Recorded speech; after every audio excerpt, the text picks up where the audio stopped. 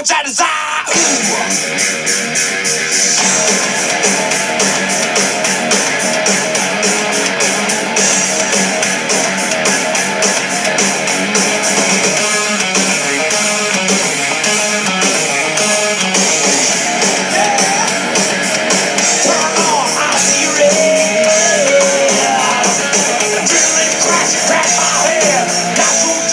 Good evening, ladies and gentlemen, and welcome to another episode of Behind the Bench.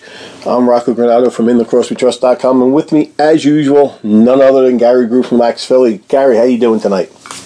I'm good, Rocco. I'm trying to stay warm, but I'm good. We are the Great White North once again. Yeah, literally, with all that snow you guys got up there, and another dose. Yeah, you're kind of living up to the name, the Great White North. That's for sure. I'm just thankful I'm not in over a little west, just a little half hour of a west where they got walloped. We're still pretty easy. The rain that we got after that was a nice little touch. The flash freeze after that was a nice little touch.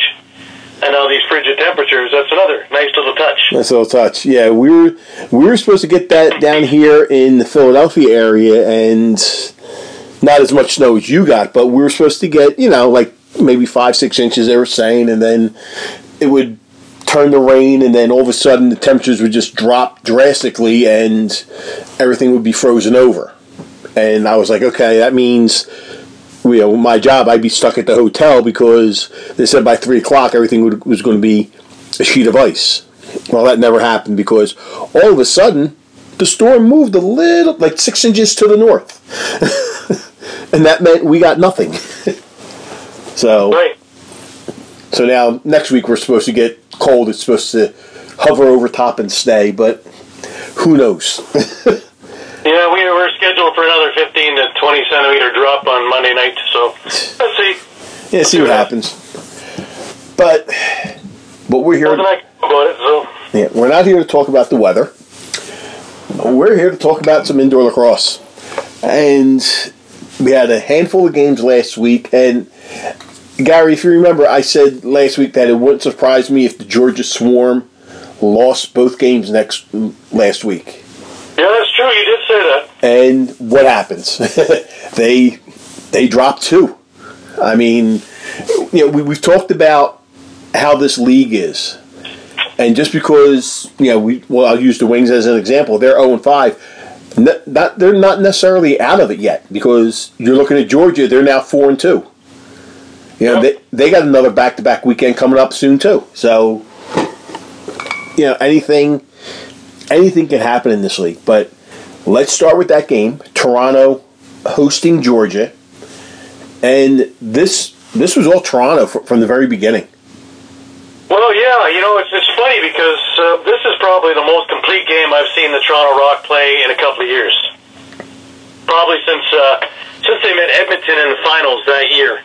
I don't think they've played a more complete game since then, till now.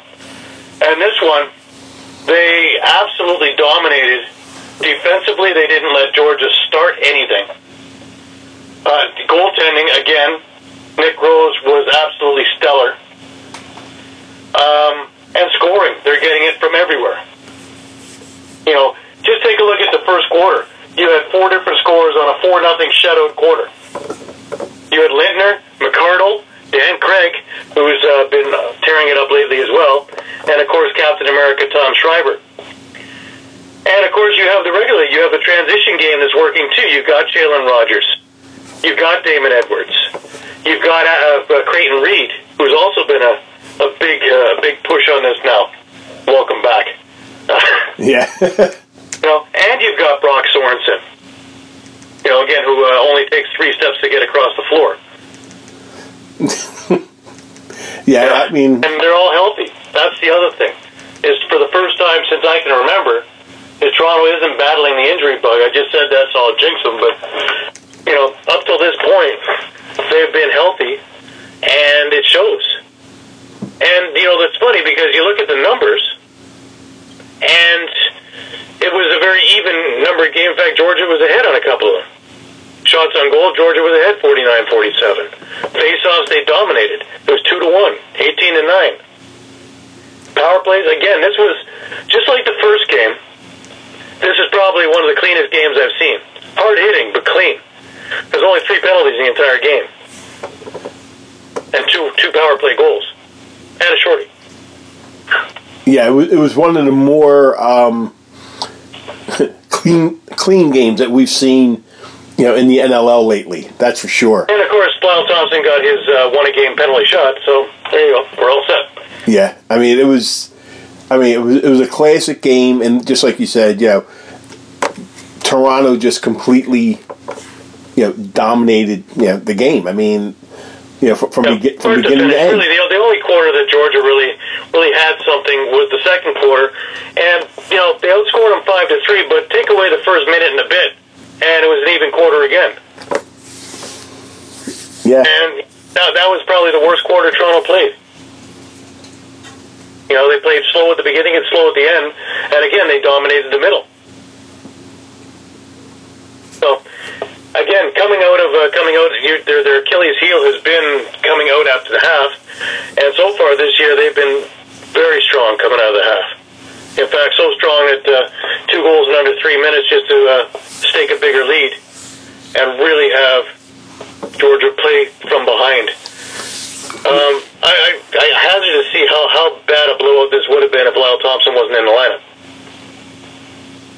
Yeah, but he accounted for a third of their goals as usual, but but the majority of their offensive play, he was the catalyst of all of it. Yeah, and with him in the lineup, really Georgia is pretty average or below. Right, and here's the thing. Remember how we've always talked about when the Thompsons are playing, either it's all Lyle or Miles pitches in a little bit or not at all. You never have both. This game, he was invisible. Miles. Yeah. If I wasn't there and looked for number 2, I wouldn't even know he was there. Yeah, there are games that he is completely invisible. There is yet on goal. Yeah, when he came into the league, okay, everybody thought, okay, they got the Thompsons, they got Miles and Lyle Thompson. Everybody was thinking they're going to get 3-4 goals apiece each game. Yeah. Well, even Jerome wasn't even in the lineup in this game. And that ain't happened. Everybody's saying, they're going to be the next version of Gary and Paul Gate. Well, they got a little ways to go with that. Yeah, Miles has to get on track somehow, some way. And the thing is, he'll get on track for a couple games, but then he'll derail so much, it's like you got to lift him up and place him on the tracks again. Yeah. So, I don't know. Thing, we all know that Jordan McIntosh is great on faceoffs. But do we know that Connor Sellers was that good? No, I don't think we did. Like, seriously, 7 of 9? Yeah. But regardless, yeah. And again, for the Nick Rose bashers, back off. Yeah, he did it again. He's leading the league in goals against average, yeah, and all the rest of the stats there. So maybe for a little while. Yeah, yeah, maybe see what happens. But yeah, in this game, 14-9, Toronto wins it. They move into first place in a tie with Buffalo. They're both 4-1 now, but like you said, this was a complete Toronto victory in this game over Georgia. They had 7,100, 7,118 for the attendance. Now, yeah, a little disappointing in that. Yeah. But again, it's these Friday night games, and you can thank the Toronto Maple Leafs for that. Who own the building and own the Saturday night hockey night in Canada deal. And March we'll get a couple of Saturday night games, the only 2 we get of the year. Right. So hopefully attendance boosts for that. Yeah, I was kind of looking at, the Wings schedule. It ends on their homestand, or this little spurt they have coming up on February 17th, and they don't play again until March 8th. So I'm thinking, I might be able to go up to Rochester one of them weekends. Well, that ain't happening because the next couple games they have are on Friday nights. Yep. And then on Saturdays they're on the road. So I was like, really? I couldn't even catch a break there. So, right. Yeah, and their schedule is not all that great. But, before we get into the next game, did you see the press release that they put out, the Nighthawks? Which one? that they're going to retire John Grant's number 24? Yeah, they're going to keep it up in the Raptors for all 3 months. That's nice. Supposedly, or they're going to leave it there. Uh-huh. I mean, my whole thing, why did they wait this long? Yeah. Why? Is it because the team is, 1-3? And maybe they're suffering in attendance? They said, ooh, let's bring John Grant Jr. back. Let's retire his number finally. You know, the team's 25th anniversary. The franchise is getting up, and Stires is taking all the players to Halifax. And the Pagulas are going to run a new Nighthawk team, but it's going to be an expansion team. So now here's that question of the history. Where is that going? Okay, he was a Nighthawk. Most likely this team's new name, the expansion team, is going to be named the Nighthawks. So, does it go there, or does it end up going out to Halifax? His number should have been retired from the Nighthawks a while ago. I mean, Colorado did it, 4 or 5 years ago? Pretty much when he retired. Yeah. They did it the following season. The Nighthawks should have did this instantly. Instantly. It should have been retired before Colorado even did it. Their ceremony should have been then. But who knows? I mean, when I saw that, I was just like, oh, okay. So where's the banner going to go then? Yeah. But, it's something that has been well-deserved for a very long time. And, now Stires is going to do it. And, okay, leave the banner or take it. What are you going to do? It just kind of had me shaking my head. But now we have the other game that was on Friday night. Are the Seals for real? That's all I want to know. It sure seems that way, doesn't it? 15-9 over Calgary. Now Calgary's slowly going back into their old ways again. I mean, 3-2, 8-5 at the half. But then they throw up a 6 spot in that third quarter. I mean, Calgary scored the first goal. And then San Diego said, okay, well, we're going to score the next 6. Yep. I mean, if that didn't just bend them over the knee and spank them, I don't know what did. But the thing is, Calgary didn't give up. They owned the fourth quarter. Problem was that it was way too late. Yeah. Way too late. Yeah, because at that time you're down 14-6.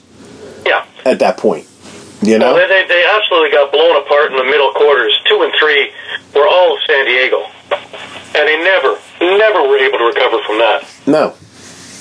I mean, you look at the loose balls, 80-62 favor of Calgary, but the shots 62-46 in favor of San Diego.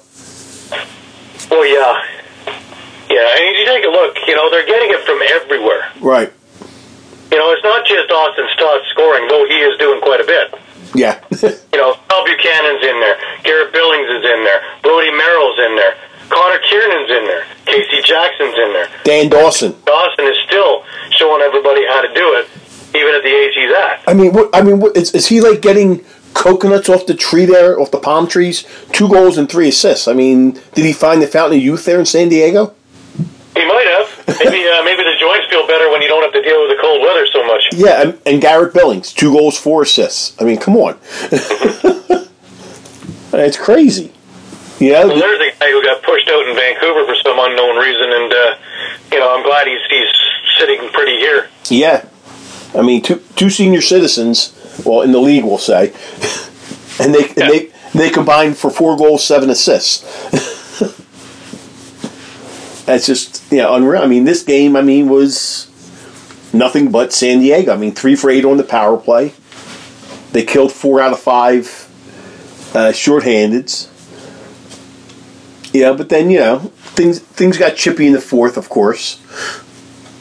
A couple boarding major, a roughing major, normal indoor stuff. But that third quarter, I mean, they put runs together in the whole game. They had a 4-goal run in the first, then a 3-goal run in the second, 6 goals in the third. I mean, if you don't have a way to combat that, to overcome that, you're not going to win the game. And I was really shocked that they left Del Bianco in as long as they did. Yeah, I am too, but really, what's their option? Well, you could. I mean, at least I'm not saying that they should have taken him out and let him sit the rest of the game. Okay, but the week before, he got beat by Colorado. Okay, letting up 12 goals, which was the most that he has ever allowed against when they played Colorado since he's been, in goal. Now this game, he's down 14 to 6 at the end of 3. Okay, you're down by 8, or even part way during that 6-goal run. I mean, you're looking at one point from goals 3 to 6, 11-20, 11-55, then 14-19, 14-46. I would have thought that maybe after the 11-55 goal, say, hey, look, you know what, Christian, take a seat for the last couple minutes of this quarter and, regain yourself. See what happens. Or maybe even taking him out sooner, just for a few minutes, and then put him back in. But I don't know. I mean, 8-5, and then that onslaught in the third just kind of, did it. Maybe they should have taken him out when it was 10-6 to kind of refocus. Because from watching the game, the team wasn't playing that great. Right. They were completely flat. So maybe take him out, maybe call timeout, something to get them going. But I don't know. Like you said, what are their options? You got Tyler Richards, so. Right, and after a number of years out of the league, I really don't know what he has to offer. Right. And putting him in there now is just putting him into the fire. Well, so that Calgary was actually playing better without Dixon in the lineup. Yeah, I was going to say that. Think about that. And it just doesn't make any sense, And I said that. I said, if they sign Dixon and then they sign Berg, is this going to, interrupt, I'll say, the chemistry that they have going? Maybe it did. Yeah. Certainly looked good. Oh, yeah, definitely. I mean, you have this chemistry and, something like that happens, what are you going to do? And it showed. I mean, Calgary is now sitting at 3-4, and they started out at what, 3-1? So they're 1-3 in their last 4 games right now. They're sitting up top, and now they're in 3rd place. They're only a half a game ahead of Colorado for that final playoff spot. Yeah, I mean, it's early in the season, but Well, doesn't Merrill and Sanderson look like geniuses? Genius is an understatement. Hey, where'd they come from? Oh, yeah. Yeah. And think of what Siciliano's saying right now. Yeah. I got a defense in front of me. This is what happens. This is how I can play with a defense in front of me. And it's just scary, to see what happens. I mean, right now they're, Saskatchewan's got 2 games in hand, but,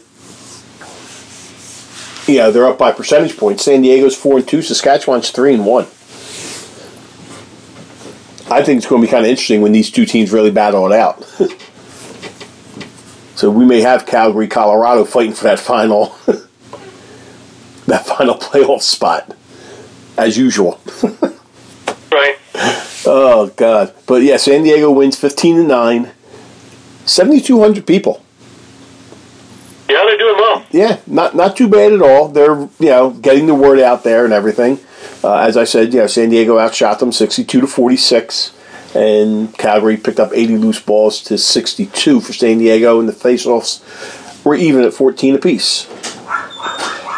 Now we go to the Saturday games. And the first one we have is New England hosting Georgia. Georgia playing a tough game the night before. Has to go to the casino, the Mohegan Sun. And I think they might have stopped at the slot machines a little bit. Yeah. Maybe in the third quarter they went out, to the slot machine because this game went up and back. This was a complete up and back game, but it just seemed like New England had a little bit more in the tank. Maybe because of, the extra day rest, we'll say. But if you look at the turnovers in this game, Gary, New England had 17 turnovers. Georgia caused 12 of them. Mm-hmm. So their defense was there causing those turnovers. Well, it's funny because there were many opportunities that Georgia had to pull away in this game, and they just couldn't. They just didn't have that. Well, I guess you take a look at the weekend we were just through, and we had a lot of inclement weather. They played in Toronto the night before, a grueling game. Mm-hmm. Had that hellish ride over to Lower Unksville, which must have taken them 8 hours. Yeah. And I don't believe that they charter. I believe that they're doing everything the day of. So they would have had a hellish day getting there just to play. So, losing by a goal, I'm curious. If it was anywhere else, do you think maybe they had enough gas in the tank to pull that one out? Maybe, yeah. I mean, they were there all the way till the last 2 minutes and 52 seconds. Yeah, and even now, they had that entire fourth quarter was them. They had battled back because they had a really miserable end of the third. The last couple of minutes of the third, they just kind of went on vacation. And, all of a sudden they're down 2 goals. Right. Again, it's the Lyle Thompson show. Yep. And, yeah, but Miles showed up.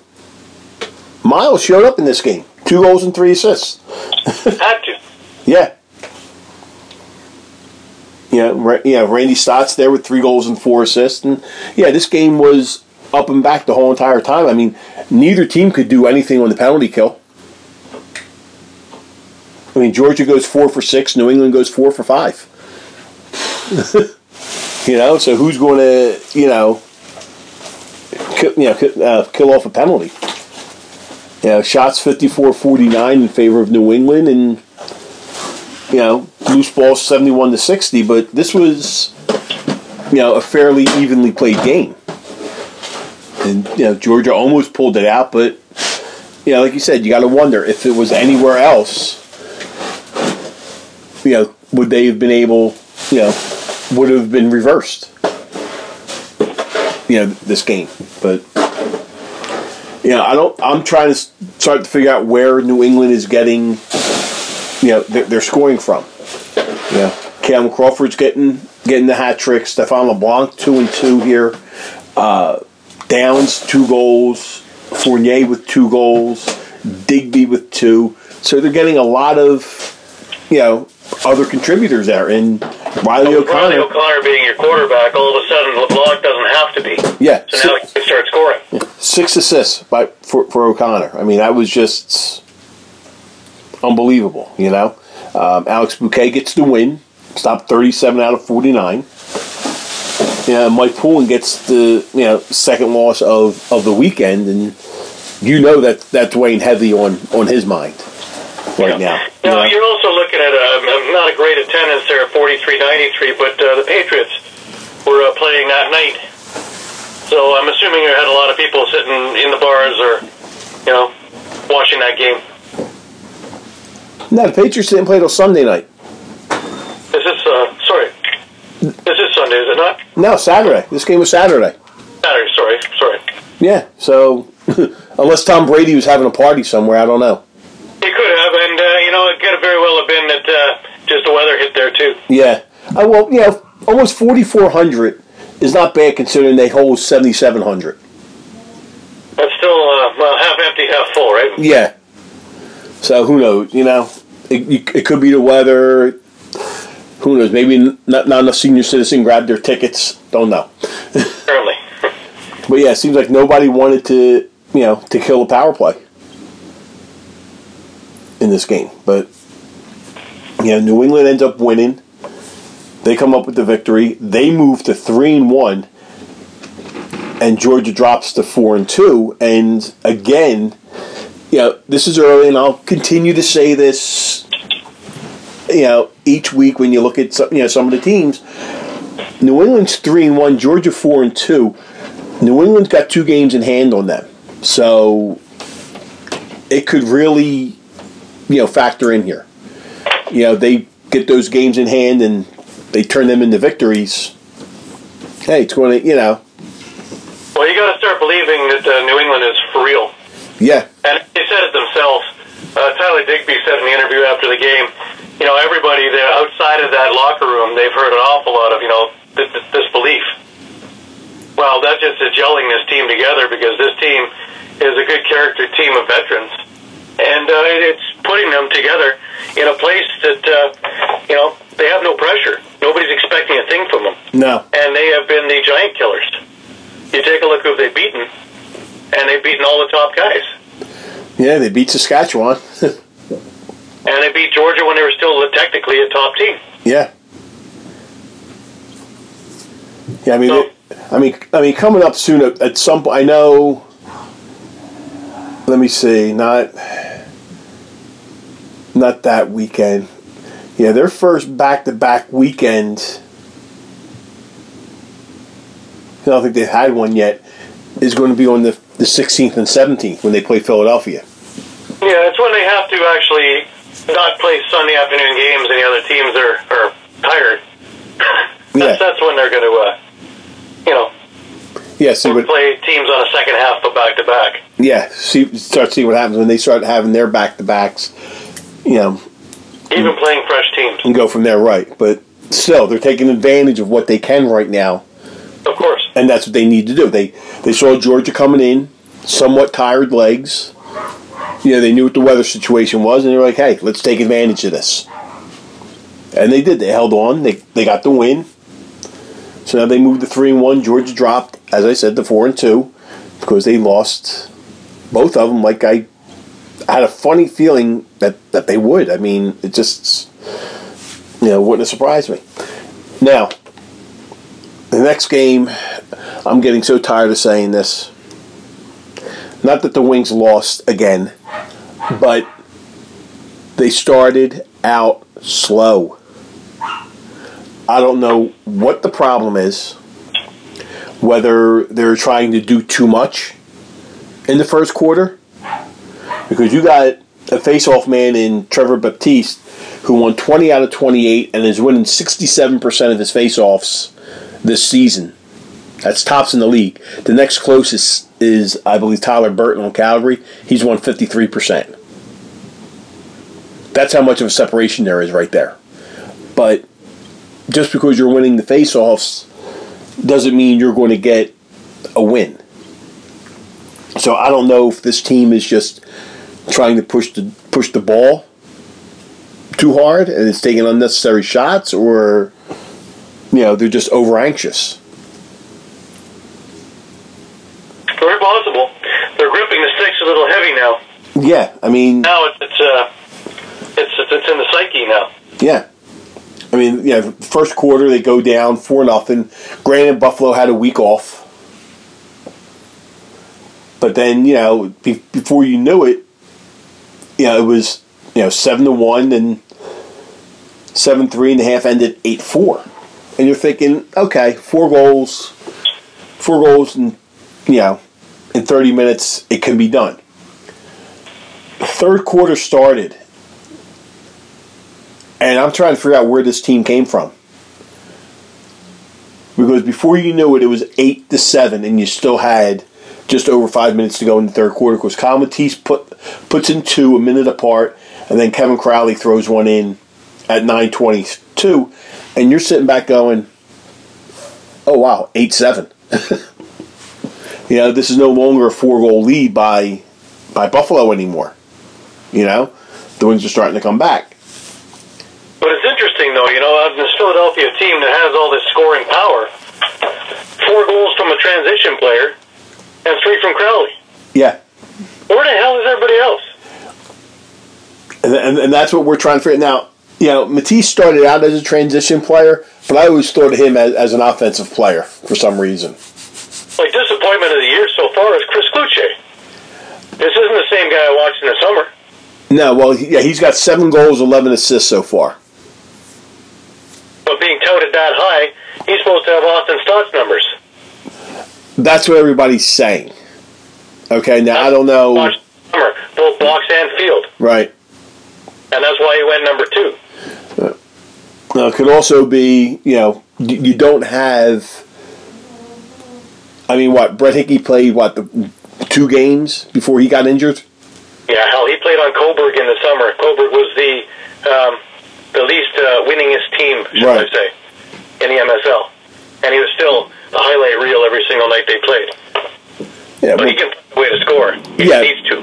Yeah, but we both know the MSL and the NL are two different animals here. Yeah, but we need to see a little more scoring out of them. Yeah. No goals, 3 assists isn't cutting it. No. Especially in a game this close. No, him and Courier. Trying to figure out what's going on with Josh Courier as well, Mm-hmm. He's not putting the ball in the net.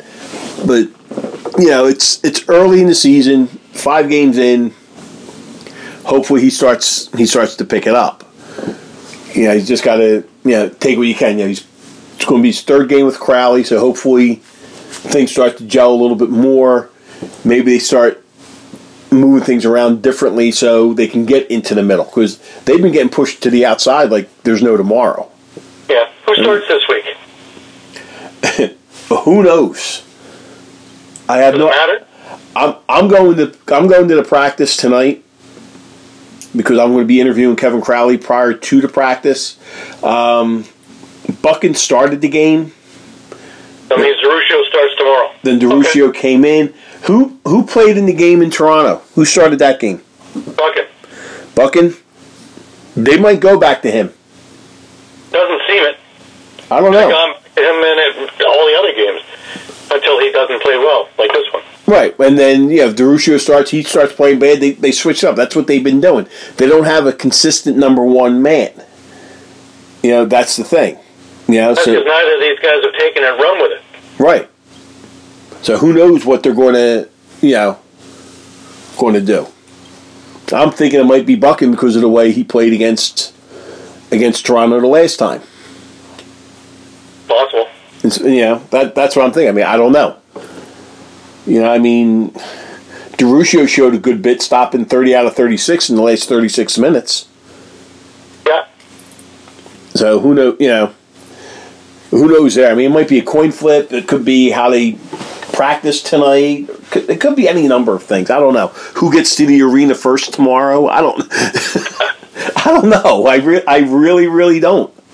And this is what my argument has been all along, that they do not have a true established number 1 goaltender. Right. And that's what they need. Yes, I respect Dave's decision, and with Buchan, he led Peterborough 8-1 before the NLL players came in and everything like that. But that's backstopping an all-star team. Exactly. You can let in 10 goals, and they're going to score 15. They're going to score 15, Peterborough, right? So completely different. But then DeRuscio's coming off playing a 31-second season after blowing out his hamstrings.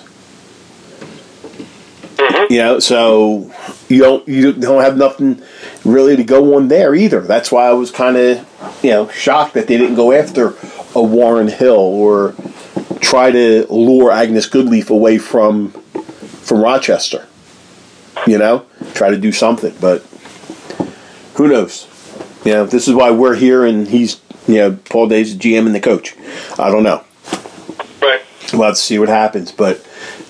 Well, speaking of GM and coaches, it takes us over to Saskatchewan, does it not? Yeah. Well, real quick before we go there, okay?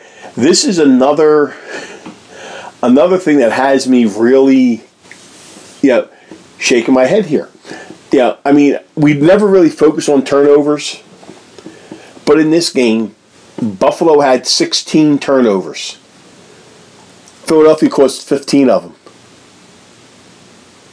You never see stats like that. And we've had it in 2 games like that so far. we had it in the Georgia-New England game, and now this one, Philadelphia-Buffalo. And Philly had 14 turnovers, and Buffalo caused 10 of them. So can you say that's strong defense on both ends? I mean... I don't usually, but not with Buffalo anyways. Yeah, I mean, Buffalo outshot them 65-59. The loose balls were 81 apiece. Philly is putrid on the power play. They went 0 for 5, and they're 2 for 17 in the year at 11%. Yeah, that's pathetic at this stage. But they didn't give up any shorties. No, but they gave up one power play goal, and they couldn't score at all. So on the power play, but hopefully things start to turn around. Buffalo, the usual suspects, but it was kind of quiet. Sean Evans with 2-2, Corey Small 3-3. Yeah, Durston 2 goals, Hogarth 2-2, Dane Smith 2-6, average night. And then, like you said, for Philly, Crowley with 3-2 and Matisse with 4-1. They were the big guys right there. There's 7 out of your 10 goals, and we even said it before that you can't rely on 2 players to score 70% of your goals. You're not going to win. It ain't going to happen. So, hopefully Courier, Cloutier get on track. Vaughn Harris had 1 goal. We need a little bit more out of him. Steph Charbonneau didn't have any goals, and he's usually good for one. He's good for one on transition usually. Yeah, same thing with Liam Patton. He's been bringing the ball down there on transition. He was kind of quiet in that game with just 1 shot. Matt Rambo gets a goal. Reardon picks up a goal and an assist. But you need to get Cloutier and Courier into that scoring column more often than what they are right now. But with that win, Buffalo went to 4-1. Philadelphia drops to 0-5. But season's not over yet. Still got a way to go. Now, like you said, Gary, let's travel to Saskatchewan. This game for Rochester, coming off a 13-4 debacle to the hands of Buffalo. Now they got to face Saskatchewan. What did you see? They held their own for the first half. And then, of course, Saskatchewan does what Saskatchewan does and waits it out, and boom. There was your third quarter of 5-0. Yeah, that was just like, okay, let's just handle this right now and, do what we have to. And they made it 11-4 after the third quarter, and you knew that was it. It was, game, set, and match, at that point in time. I mean, their power play was clicking. I mean, both teams, the power play was clicking. Nobody wanted to kill a penalty off in this game. Right. But in this, both teams were on full cylinders. But interestingly enough, Rochester won that face-off battle. Thompson had started out good this year, but I guess against Withers, there's not much happening there. No, he's still going as strong as ever. But you look at the scoring for Saskatchewan. Messenger with 2 goals. Robert Church 2-5. I think he's over that wrist injury. Ryan Keenan had an off night with just a goal. Dinsdale 1-3. Matthews 3-4. Ben McIntosh 2-2. So now they're nothing but 3 assists, right? Right. Yeah. So I mean, from there you stop one player and it comes from another angle. Right. Trying to patch up a leak. Yeah. I mean, you put your finger in one hole and it comes another one. And you patch that one up and there's another one. And put another and there's another one. So when you have a team that's this powerful, under the radar goes a Curtis Knight with 1 goal. A Mike Messenger on defense with 2 goals. 2 goals. Yeah, they are truly stacked, this team. I mean, you're looking McIntosh, Matthews, Keenan, Church. Yeah, you mentioned Messenger, you mentioned Curtis Knight, but let's not forget Jeff Shatler. Okay, 0 goals, but he had 3 assists. And he can always go off for 3-4 goals. So they have, a stacked. It's funny, because Saskatchewan had 79 loose balls, but not one guy had double digits. But everybody had loose balls on that team. Everybody, yep. Yeah, almost everybody, except for the backup goaltender. He didn't play. Right. And for all we know, he might have picked up one when it bounced over onto the bench. So he might have had one, yeah. Yeah, he might have had one in there, But yeah, I mean, this is just complete Saskatchewan. I mean, yeah, they're still the class of the league. That's bar none. Yeah, I mean, you got Resetaris 2, Jameson with 2, Kyle Jackson with 2, 3 guys, 6 goals, and then Vitarelli had. Because next week, not this coming weekend, obviously, but next weekend they're here in Toronto. I'm curious to see that. Who? Saskatchewan? That's right. Oh, yeah, that's going to be a little. Yeah, that could be your game of the week. Yeah, it very well could be. But yeah, so now Rochester goes 13-4 and then 12-7 here. So they've been outscored 25-11 in their last 2 games. I'm pretty sure the walls were humming at practice this week for them.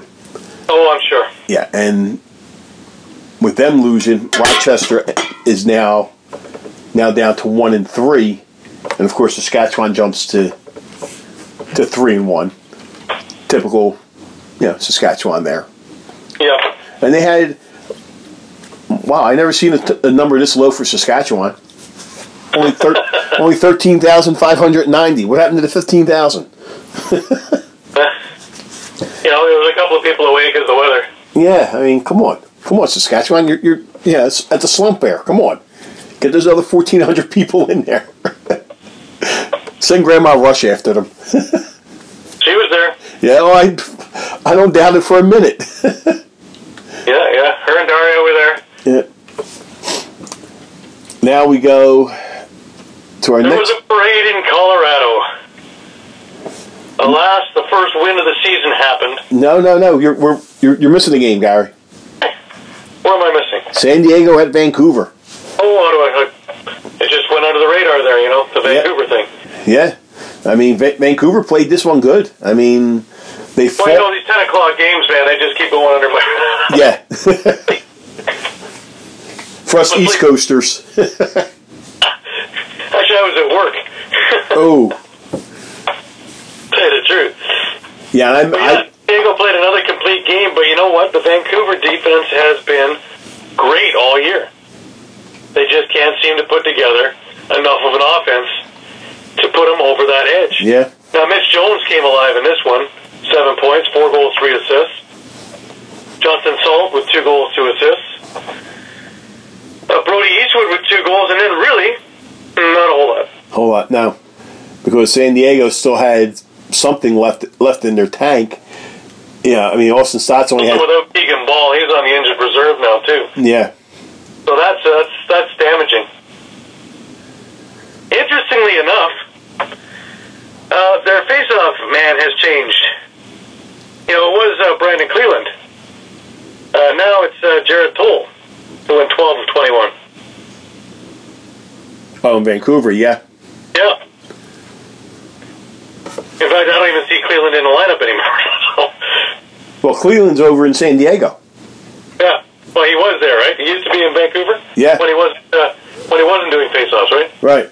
Yeah, and he just went 13 for 25 there. That's all. That's expensive. Yeah. Cool. Yeah. So I mean, this was San Diego comes up 2 huge wins. So that's the biggest thing I've seen on a face-off guy for Vancouver. I don't remember them actually being anywhere near 50% or dominant in face-offs, not for a number of years. Yeah. So maybe they're onto something here. They might be. And one big thing that came out of Vancouver is Joe McCready is on the IR. Yeah, so that's 2 big injuries right there. Yeah. And I don't know. We'll see. We'll see if they can surpass. But it's funny because I didn't really give them much cause for any celebration of any sort. But that defense has been fantastic, and it's been against really tough teams. Yeah. I mean, they're playing good. They just can't seem to hold on.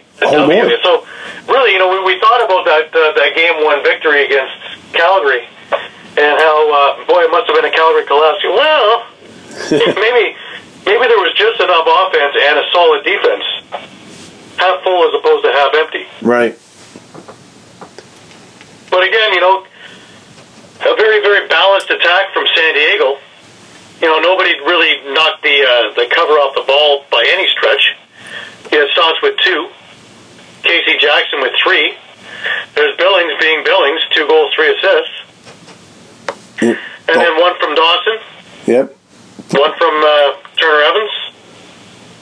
1 from Adrian Sorchetti. He seems to be getting a goal a game now, too. Yeah. I mean, it's just an all-out team effort. You have your goal scorers in Stotts, and you could say Dawson and Billings. You got the big 3 right there. Okay?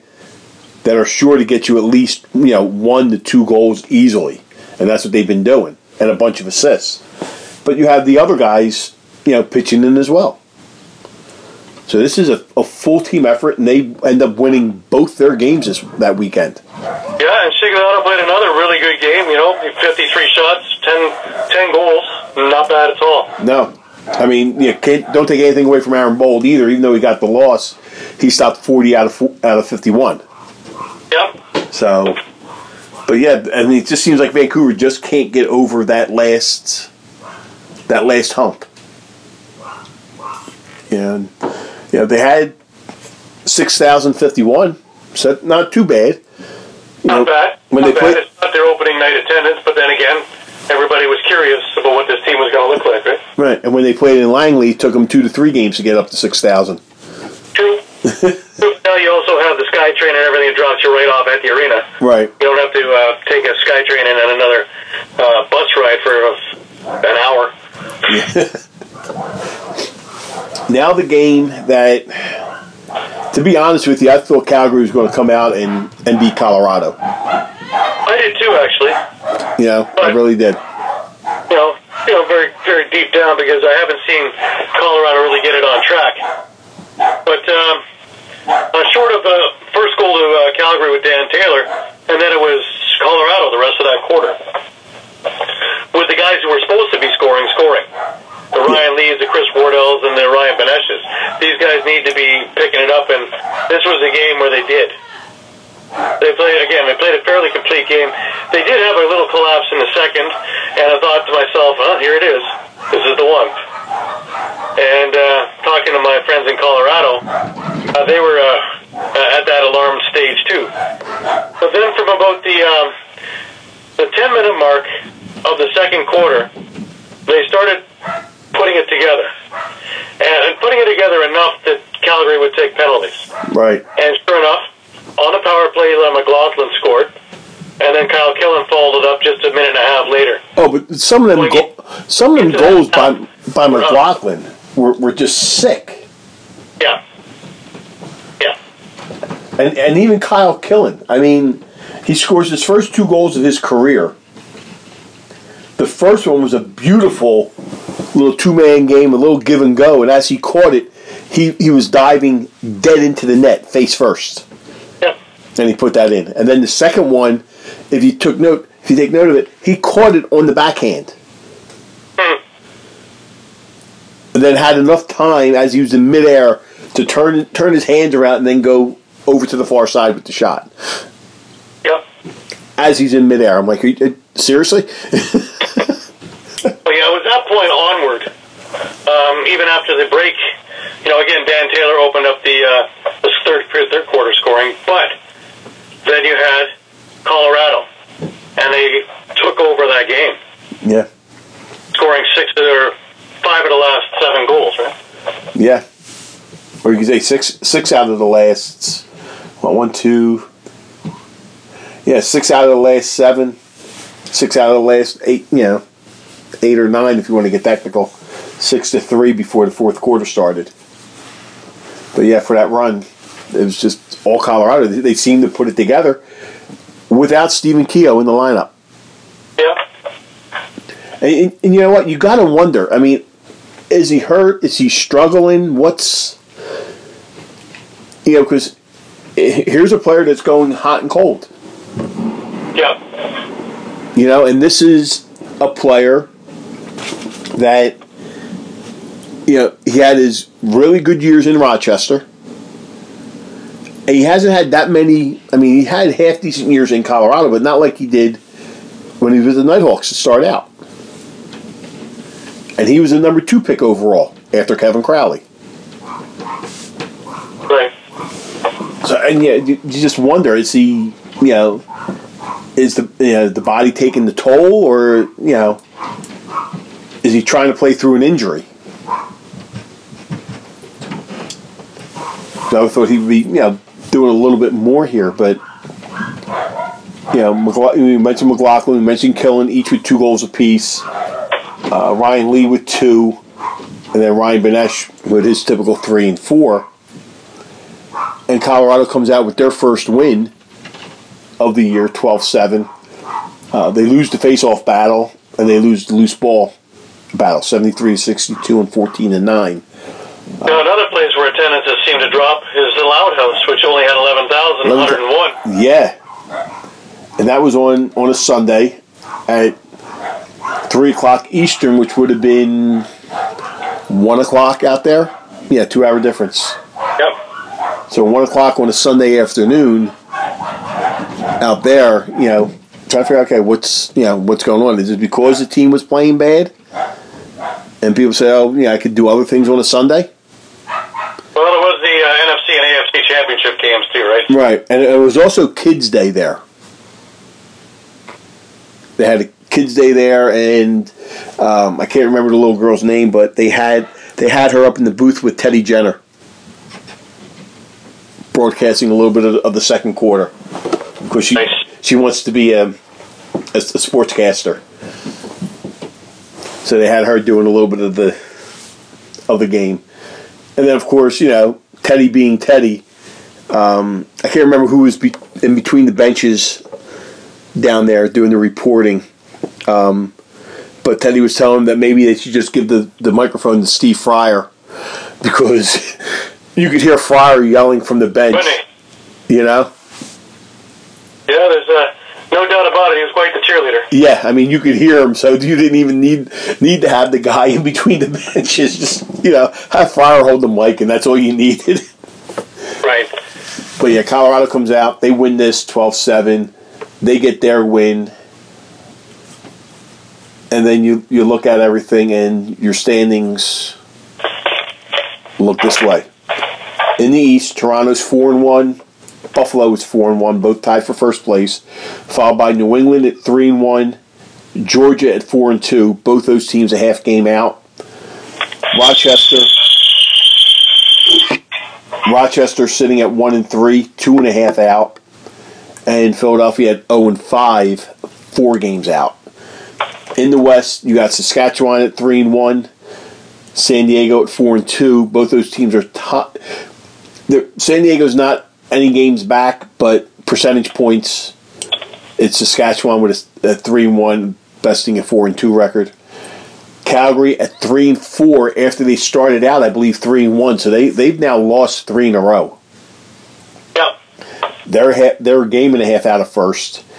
Colorado is now 1-3. And they're only a half game behind Calgary, and here's where those games in hand happen. Okay, Calgary's 3-4. They played 7 games. Colorado has only played 4. So Colorado could put a string of 3 wins together. Those games in hand, it can move them a game ahead of Calgary, depending on what else happens before those games are played. But this is where you've got to kind of take advantage, and you're like, okay, we have a half game lead on Colorado, but we played 3 more games than they did. I mean, we're not even in February, and Calgary has played 7 of 18 games already. Right. So they got a bunch of bye weeks coming up to do something. So Colorado's 1-3, and then Vancouver is sitting at 1-5. And remember, the top 4 in each division make it to the playoffs. Now, this week, here are your games. We got a loaded loaded schedule. First off, you're going to have Toronto at Philadelphia, and this is a game that the first time they played each other, it went to overtime. Toronto comes out winning 11-10 in that game. Buffalo is at Rochester. This is a revenge game from Buffalo embarrassing them 13-4. Colorado and Vancouver. Hey, this is to stay out of the basement. And that's at 10 o'clock on Saturday. Then on Sunday, if you want to watch the Pro Bowl, go right ahead. Or you can watch Saskatchewan at Georgia.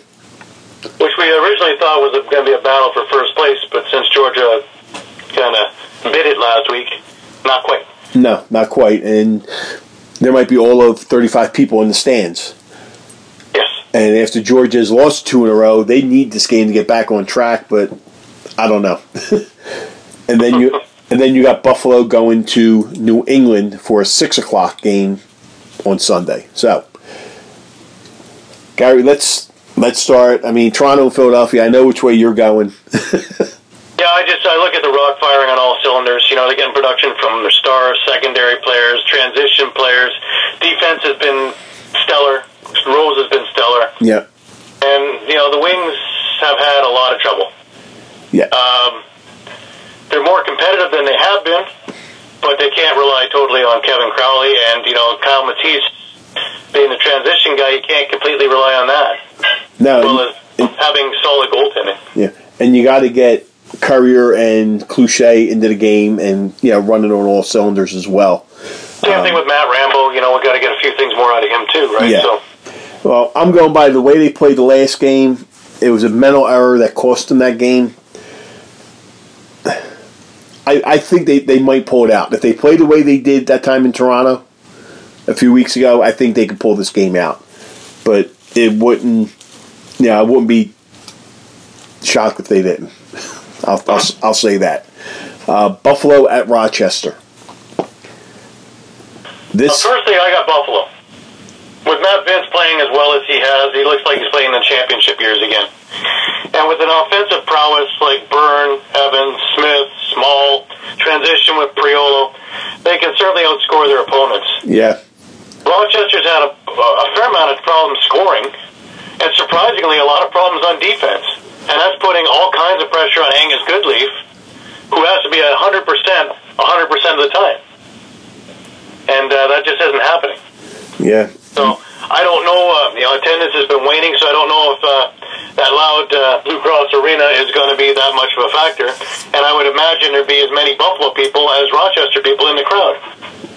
Yeah, this game's going to be tough. I know Rochester wants to get back on track. They want to avenge that 13-4 loss, but they also lost 12-7.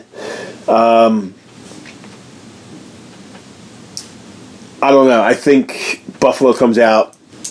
I hate to say this. I think Buffalo wins this game.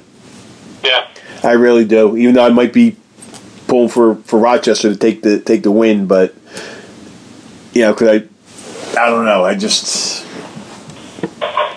the team's in disarray. I think right now. Yeah, I think so too. Yeah. Now you go Colorado, Vancouver. I don't know.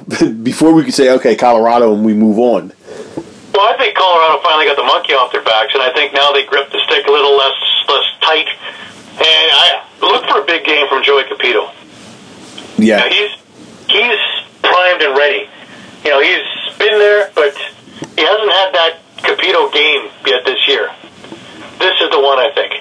And between injuries and a lack of depth, I think Vancouver, that's the reason why they're having trouble with their W's. They've been competitive, but just can't get over that hump. They can't get over it. I think timing-wise, if they would have played Colorado last week, I think Vancouver gets the W. But I think Colorado, now that they don't have that pressure on them, they finally got that win, they are going to play with a little bit of confidence, and they don't have that pressure on them.